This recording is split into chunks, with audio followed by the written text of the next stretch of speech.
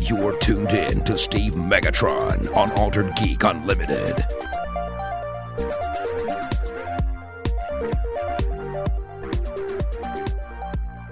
Hello and welcome to Altered Geek Unlimited. I'm your host, Steve Megatron Phillips, and I don't have anyone joining me this week. I technically could have recorded an episode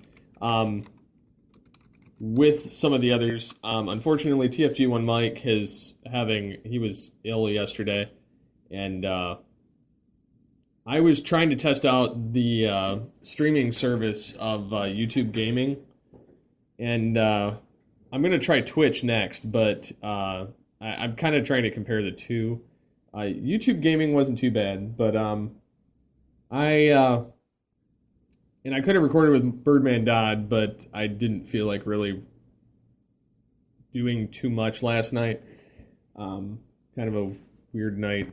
So yeah, we didn't record the top 50 video game franchise countdown last night, and that was more so to do with the fact that I think everyone forgot that the recording was going on, other than myself, Birdman, and TFG1. So unfortunately, there wasn't an episode recorded of that, so we're going to have to do it next week.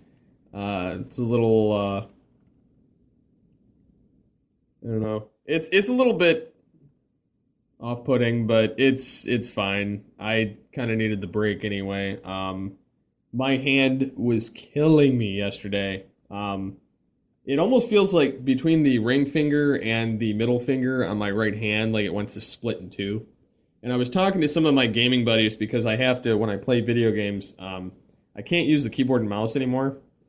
Because the keyboard doesn't impact me whatsoever. The mouse is what fries my hand because of the constant sliding my arm around with the repetitive movement, the angle of my wrist, and then the way my hand sits on the mouse, because the mouse, most of the mice that you get for a computer are like narrow, and I have a wide hand, so it's kind of,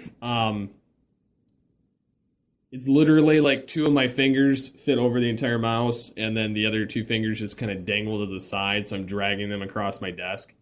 So it's quite painful. I'm actually going to have to go to the doctor about it because it's so bad with pain. I have a wrist brace on for my wrist purposes, but also to kind of keep my hand scrunched together because it hurts so much. It feels like watching one of the Saw movies and having somebody cut my hand in half.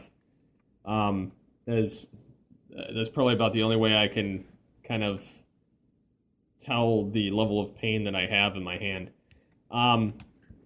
So yeah, I'm going to do kind of a shortened AGNN this week. I'm going to do like a little bit of Altered Gaming, and then kind of a Altered Tech app segment. So the onslaught of big summer blockbusters makes May the perfect time to celebrate some of pop culture's unstoppable, unrelenting, and unbeatable characters and objects.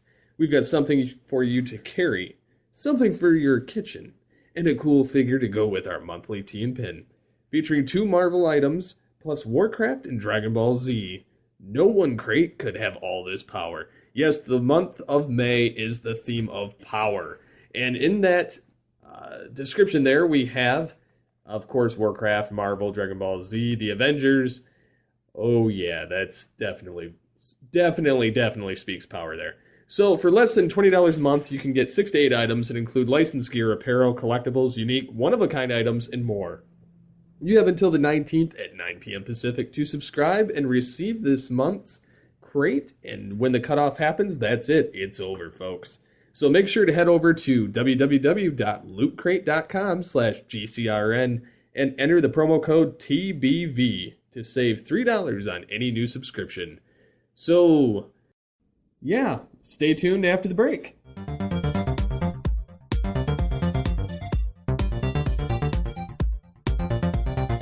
So this week on Altered Gaming, I played Battlefield 4, and as I mentioned in the opening of the show, I was trying out YouTube live streaming, and because I've been really curious about getting into the live stream stuff, not to get like notoriety or popularity, because I'm far from the most entertaining personality on the internet, but I wanted to I wanted to try it out because I like fan interaction. I like conversing with people.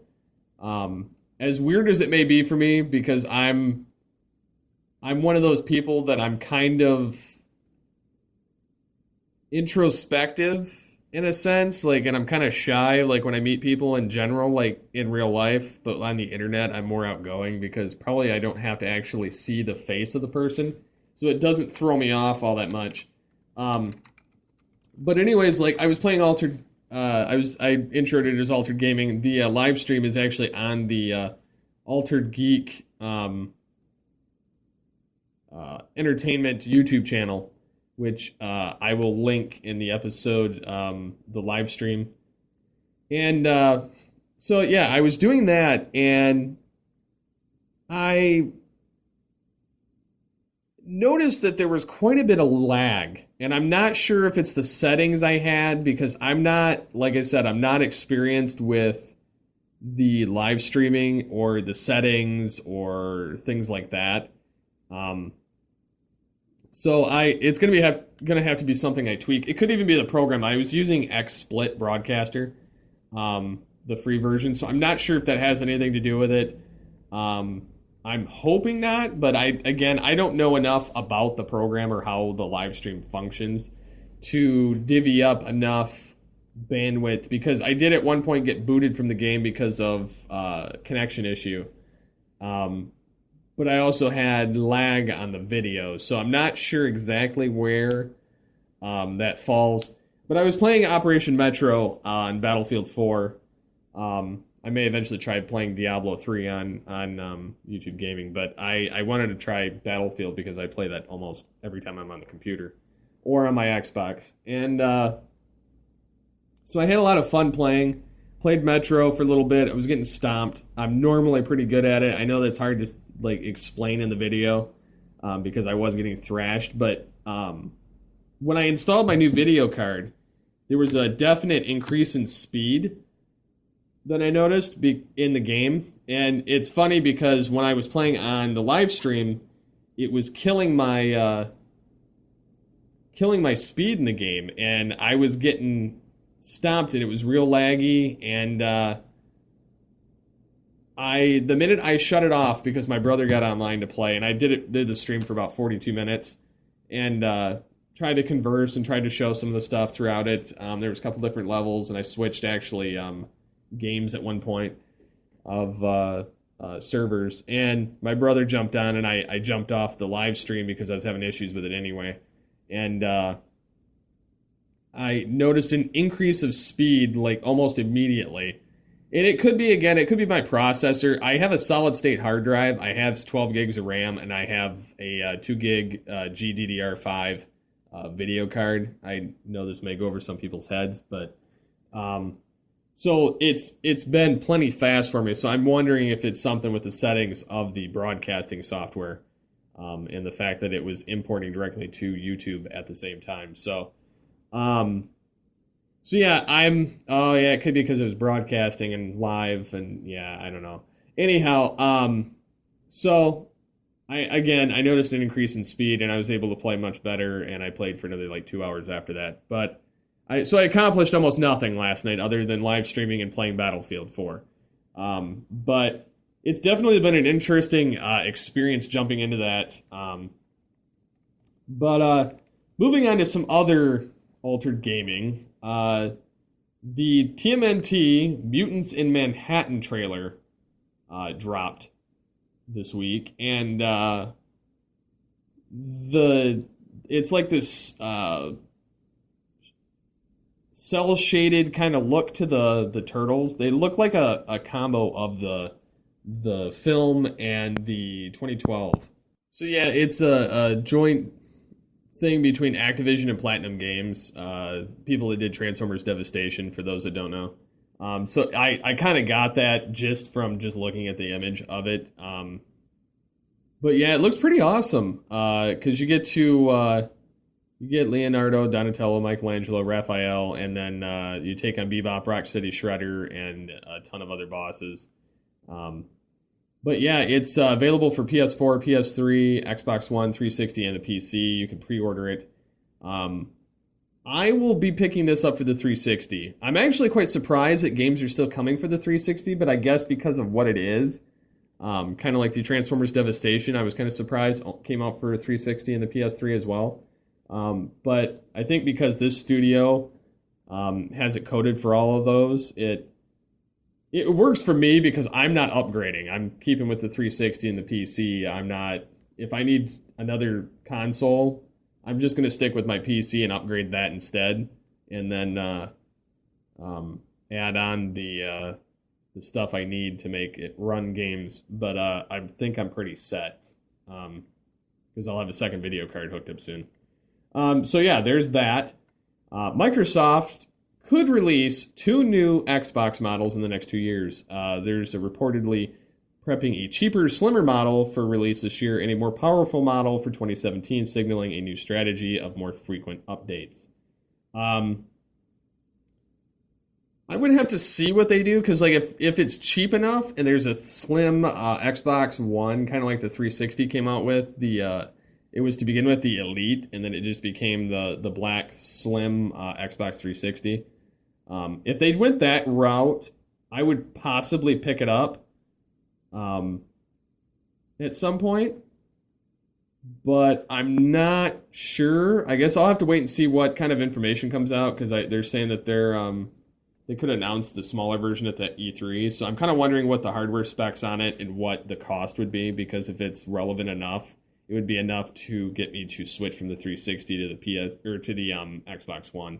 I'm not a PlayStation guy anymore. I used to play the PlayStation 2 back in the day, but I much prefer the Xbox controller and setup to the PlayStation one, and so I've not looked back, but that's just personal preference. So Doom, getting into another story, has an Elder Scroll V Skyrim Easter egg in it, which is kind of interesting to me. So they said a fan played through the entire, enough of the game single player to come across it, that alludes to the fate of the last Dragonborn from game publisher Bethesda's RPG Skyrim.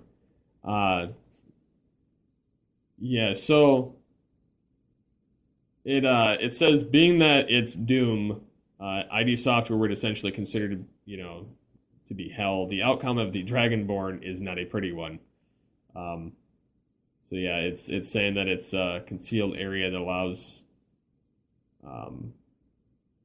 fans to play through environments that give props to the first version of the shooter too. So like there's some Easter eggs of like Doom 1, like the original Doom in there, which it's funny because they have the invisibility thing, and then the blue floor and the skull, and the walls look very much like it, but you get the updated shotgun, like, and all the stuff that's on the screen, so it's actually pretty funny to look at as far as the Easter egg there. That rounds it out for Altered Geek Gaming, so we'll be back after this.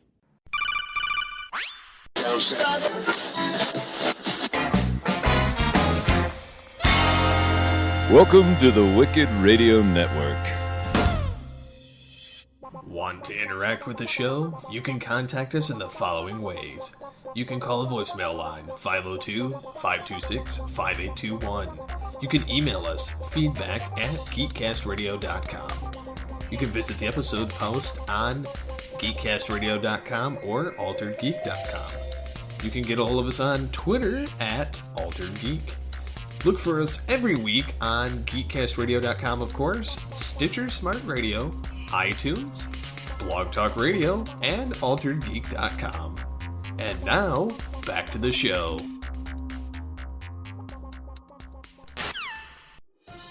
You're listening to the Altered Geek News Network.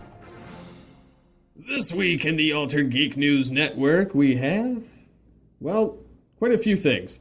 First, The Flash, for those that haven't watched, you might want to skip this next 30 seconds. They revealed the man in the mask, the identity. It is none other than Jay Garrick, which I figured it was Jay Garrick, but it's also Henry Allen's doppelganger, who on his mother's side maiden name was Garrick. So it's actually really funny that that happened. And then the helmet he claims for himself, even though it wasn't his originally. So that was pretty cool seeing that and getting to see him play that role. And then the way the whole episode ended, I was like, what the heck? It definitely put a ringer on it. They've done another time travel thing where Barry went back to the night his mother died, and then everything is going to change. They're definitely heading for Flashpoint, but I wonder how much it's going to influence the other shows, whether it'll influence Arrow or Legends or Supergirl. Plus, there's that collider type thing that Zoom was trying to use in the season finale, and technically it would destroy the other universes or other worlds and leave only Earth 1 universe. Because, like, the real Jay Garrick's from Earth 3, you have Harrison Wells from Earth 2 with Zoom, and then, so that also puts into question, where is Kara Zor-El, Supergirl's Earth? Is she Earth 4? Originally, I thought she was Earth 3, but apparently not. So I guess we'll find that out when everything comes back in the fall. So yeah, obviously they're saying nothing will be the same as far as the Flash. So we'll see what the status quo will be at some point. So yeah, fans are getting on another little soapbox. They're trying to give Captain America a boyfriend campaign on Twitter, just like the give Elsa a girlfriend. If it doesn't matter to the story, like, and the character's never been that way, like, if it's a new character and they're going to make them, fine, whatever. But if they're going to, like, alter a character, like, just to do it, like, this is a prime example of what I was trying to say weeks ago of what people are trying to do on the pity parade there. So I'm not going to get into detail on that because we kind of touched that last week or the week before. But yeah, that's a prime example of what I was talking about. People trying to change things just because, and there's no relevant reason. Never mind that Captain America's like had female interest like a lot. But I have more of a problem with this than I do like people complaining that Captain America's saying he's Hydra in the new comics. I haven't read the new comic, obviously. Like, I'm not gonna like jump on that bandwagon, but I think it could be an interesting twist anyway with him being like always Hydra, because he's still got the moral compass going for him. So it really doesn't matter, because like S.H.I.E.L.D.'s got some shady stuff going on too, and so does the U.S. government and everything else in comic universes. So like, if he's trying to guide Hydra to be this pristine thing, what does it matter? Yeah, you could have some radicals in any organization. You can almost argue that Nick Fury is a radical in S.H.I.E.L.D. So I mean, it's kind of all up for interpretation. So I mean, we'll see how that goes. So yeah, in film news, Netflix will soon be the only place to find Disney, Marvel, Lucasfilm, and Pixar films, which works for me because I have Netflix, and I'm not bashing Hulu or anything else. Like, Hulu's it's great for like television and stuff, for like modern stuff that's going on right now. Netflix, you have to unfortunately wait forever. But I do like that Disney and Marvel and Lucas and Pixar will all be on Netflix because I have a Netflix subscription. And it would give me the opportunity to watch some of these without having to actually own them. So I don't know. I think that will help drive a lot of people back to Netflix, considering a lot of the stuff that they've lost. And with Disney's, Marvel's, Lucas, and Pixar's huge library, I think that would be very helpful on their cause. Side news, there's a new fan-made Ghostbusters trailer that our friend of the show, Optibotimus, found somewhere, and he was telling Sony, Paul Feig, that this fan-made trailer blows theirs away. And it really does. It's the trailer we should have gotten that made things less hokey in the trailer and more coherent. It gave us that 80s Ghostbusters vibe with the way it was recut from the other trailers. So, and honestly, it made that much more sense for the trailer. So I Granted, after that second Ghostbusters trailer, they'd sold me. Like, the first one, I was kind of like, I don't know, but I'm not going to hate on it because it's got a female cast, because that's just people being stupid and playing to the lowest common denominator. Like, I have no problem with the female cast. I just wanted to know that it was going to be good. And now that I've seen the other trailer, I think it's going to be good. So a new Netflix trailer dropped this week with Adam Sandler. A lot of people are bashing Adam Sandler for just because he's Adam Sandler. Let's not forget that 90% of comedies nowadays pretty much suck. So, anyways, Adam Sandler has a new movie called The Do-Over with him and David Spade. David Spade's supposed to be this kind of loser guy that never really moved on, and Adam Sandler's character is supposed to be kind of just this dickhead friend of his from high school.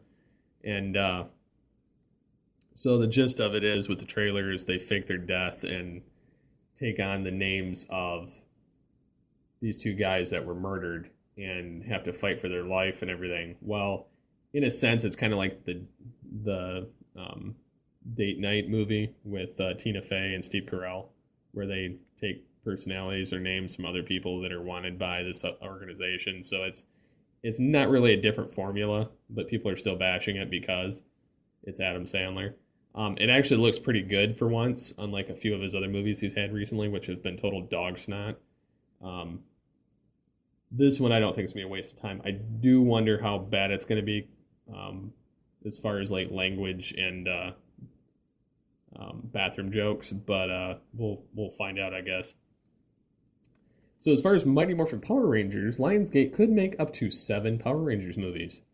And there's also been Putty's confirmed and the Red Suit in action on a couple things. And then, of course, they've got a new TV show coming, Ninja Steel. So plenty to go on in the Power Rangers realm. So maybe that'll give the guys from the Command Center something to do on the show in the near future.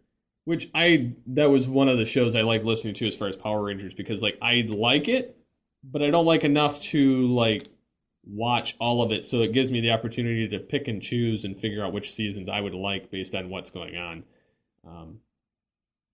So yeah, moving on to the Star Trek Beyond trailer. Oh my word, that was awesome. The Star Trek Beyond trailer has more so blown me away because it's gotten away from that kind of Fast and the Furious, Beastie Boys kind of look to it, to showing what the character development's going to be. And that, as well as like the adventure of it all, that is the heart of Star Trek. So I think Simon Pegg is going to, as far as writing credits, is going to knock this out of the park. And I think Justin Lin is kind of just what the doctor ordered, of getting like a little bit of like, I don't know. He strikes me as he's going to get the job done as far as like the action and what needs to happen, in the sense of how most Star Trek should be. I almost feel like this is going to be like the rebooted universe's version of like First Contact, in a sense. And I'm not trying to say that it's going to be better than or worse than. I'm saying like this is like this rebooted universe's version of that, I want to say. Whereas the last movie, Into Darkness, was like our final frontier, the William Shatner helmed one. So, or the motion picture, whichever one you want to go for, even though it was a base off of Wrath of Khan. That aside, the new Star Trek trailer looks really, really cool. They've also come out with some colorful new posters, which are reminiscent of like the motion picture and some of the older, the original series film posters. And then, so it's paying respect to Star Trek history with the 50 years. None of the notable thing in the Star Trek universe is, we reported a while back that Paramount was doing a lawsuit against one of the fan films, which, mind you, they weren't in it for the money. They were in it for the fun of it and trying to get the production done. So they had a Kickstarter and they had all this stuff going. Well, it looks like Paramount is dropping their lawsuit against Axanar, the Star Trek fan film. And J.J. Abrams revealed the pleasant surprise to a crowd at Paramount Star Trek event, debuting the second trailer to the Justin Lin directed Star Trek film. It says, the Star Trek producer informed everyone that CBS and Paramount would be dropping the lawsuit against Alec Peter, who's behind the upcoming Star Trek AGNN. Abrams said this wasn't an appropriate way to deal with the fans. Abrams also let the crowd know that it was actually beyond Justin Lin who convinced Paramount and CBS to drop the suit. Which, that in itself gives me that much more respect for Justin Lin, but also he's about the fans. You can kind of tell. Like, I'm not a Fast and the Furious fan whatsoever, but I can't deny that they're very popular, fun popcorn movies. So I have that much more respect for the guy after that. And the fact that they're saying, hey, look, your fans are promoting your franchise by doing this fan love created content. They're creating their own characters, their own premise. They're not stealing per se like anything. They're doing it for the love of it. And I think that should be supported by the company that, it created it originally. So CBS and Paramount never gave much insight as to why they targeted AGNN, and it seems out of character for them, since they let many other fan-made projects see the light of day. The assumption is that most have come to is that because of the immense amount of crowdfunding that was done, over $600,000, the company has gotten uncomfortable with a project of that size not being within the CBS and Paramount family, which could very well be, and I think that it's justified, but at the same time, it's not justified being the way that they handled it. There could have been another way that they took it,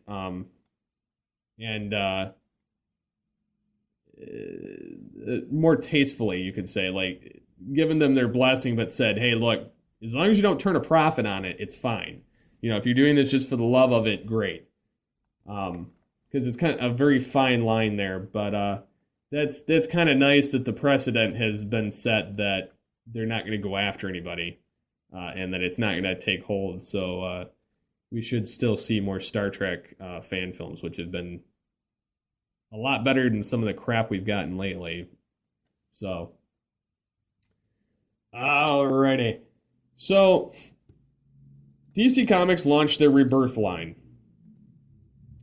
I have to say, with the 80-page issue and the $2.99 price tag, that normally would have been like a $7.99 issue on the New 52. The New 52 was uncharacteristically bloated as far as the pricing. They'd priced themselves so high up, like, I don't make that much money, like me personally. I have a hard time dropping money on a comic book.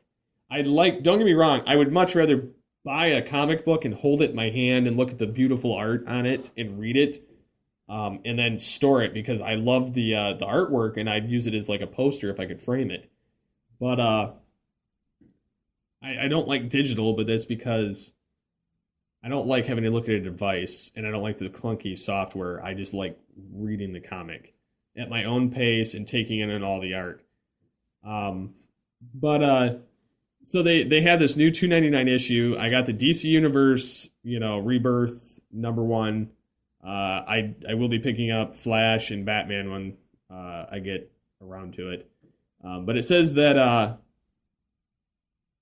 in the issue they kind of explain, and I don't really want to spoil it, but this particular character from pre-New 52, during all of these Infinite Crisis and all these different things going on, states that because Barry changed something in the timeline, nobody remembers what happened but him, because he got sucked in and erased from it. So he's trying to reach out and find somebody who remembers him enough to, because if he gets remembered and there's a strong enough pull, it'll yank him out of the Speed Force. So he reaches out to like Batman and some other people. It looks like Jay Garrick at one point, like an old Jay Garrick, and then he reaches out to Barry, who ultimately causes him to come out. But it's like a pre-New 52 character, so it's nice that they're kind of resetting without resetting. They're more or less admitting that they screwed up by going New 52 and wiping out all of continuity. So what they're saying with this comic, and their very meta way of apologizing and explaining the story out in this, they say that, because of this secret entity behind the scenes causing something to happen during the time that Flash altered the timeline, the last 10 years of their memory has been wiped. So nobody remembers anything over the last 10 years. There's big memory gaps. There's stuff going on. It's kind of interesting in a sense of how they tackled this. And I think that it's going to turn out to be a very tasteful rebirth and kind of return to that nice legacy that they had going before they rebooted the universe, because you're going to see things come back into the fold from the pre-New 52. But it's also not discounting that the New 52 happened, because there's that incident that happened in the Darkseid War with Batman and the Mobius chair asking about the Joker's origin, and he's like, that can't be. And then you get in this, you get Hal Jordan and him sitting down, and you find out that there's 3 Jokers, but they don't say if they've all been around concurrently, if it's the same Joker, if it's a different personality, if it's, nothing is explained as far as that's concerned. So that'll be interesting, because they've got the the 1970s Joker, then they've got kind of the the late 80s, 90s Joker, and then they've got the New 52 Joker. So you've got 3 Jokers that are all on that continuity. So they also give us a new look of the DC's Rebirth new Joker. This was an article I read by artist Raphael Albuquerque. And it says that the first look on his Instagram page, it combines a little of Frank Miller's Dark Knight Returns, the white suit, purple shirt, white tie combo, with a healthy dose of Jared Leto's take in the upcoming Suicide Squad, skinnier frame, slicked back, green hair. I'm not sure how I feel about it. I'd have to see it in more detail than what's right here, because this is just a rough sketch. I don't particularly like the inverted look, and I think I could get over the inverted look. It's the face that bothers me. Yeah, we'll see on that. So yeah, this is one of the more drastic redesigns on the character, especially involved in DC Rebirth so far. This is the Joker's gone through a few looks over the years, with the most recent being the face mask, literally wearing version. It says that DC certainly has high hopes for Suicide Squad. Being able to spin the characters from it and other films is important for the studio, starting with the rumored Harley Quinn. So obviously they're trying to tie in the comics as much as possible into the films and kind of create that kind of synchronized character development. So with that, we'll be right back after this. Hi, this is Pat Fraley, purveyor of Duck, Doug, and Villain voices. And you're watching Altered Geek. And we're back with Altered Tech. So there's a new website besides speedtest.net. There's fast.com. It's a new tool to check your internet speed, and it's run independently by Netflix, which I found to be kind of interesting, because they wanted to create their own tool that wasn't a part of the ISP's favorite little search tool, because they wanted to see how much bandwidth people are actually getting, especially to their media service, because it's very simple to use. You click on it, you try it out. I've tried it. It works if you're a Netflix member or not. You click on it, you start it, it automatically starts testing, telling your megabytes per second. It's a really neat tool. It doesn't really give you much else other than your download speed. So it just shows you in plain text. And then it says compared to speedtest.net. So you can take it over to Speedtest and try it over there. I've tried it on both. I get the same speeds pretty much. Like, I might get a couple megabytes more on Speedtest. But the only thing I don't like about fast.com is it doesn't tell you the upload speed, which I would like to know, because I'm one of those weird people. But yeah. So for those that don't want to be stuck with Windows 10 and don't want to have to worry about it, there's this program called Never 10. And when I say that, it's by grc.com/never10.htm. It is an easy utility. It's like literally like 89 kilobytes in size. Literally could fit like 100 or 200 of these on a floppy. So anyways, it removes 6.5 gigabytes of Windows 10 files on your computer. You have the option to disable Windows 10 upgrade, enable the Windows 10 upgrade if you've disabled it, remove the Windows 10 files, or install the updates from this app if they're installed. So I, myself, I've had to install it on all my work computers because for what we use them for, we can't have Windows 10 because it's not compatible with any of the software, any of the programming tools for cars. It's just not friendly with any of it. And by the time General Motors and some of these other companies get up to snuff, the Windows 10 free upgrade will no longer be available, and then they'll make us all purchase it. So that just shows you how backwards these companies and the internet are, considering I have to have 3 browsers for anybody to get to anything at our workplace, because not one website is programmed completely for any of these browsers. General Motors is the worst. You have to use Internet Explorer for everything, which boggles my mind. Now, if you're doing video training, you have to use Chrome. Again, boggles my mind. And if you're doing like a smart auction thing, you have to use Firefox. So it's just the weirdest process in the world of having to explain to everyone. So that's it on Altered Geek Unlimited. So tune in next week when we should have some more hosts. We'll finish the top 50 countdown. And so yeah, until next time, thank you for listening, and get Altered Geek Geeky with the Altered Geeks.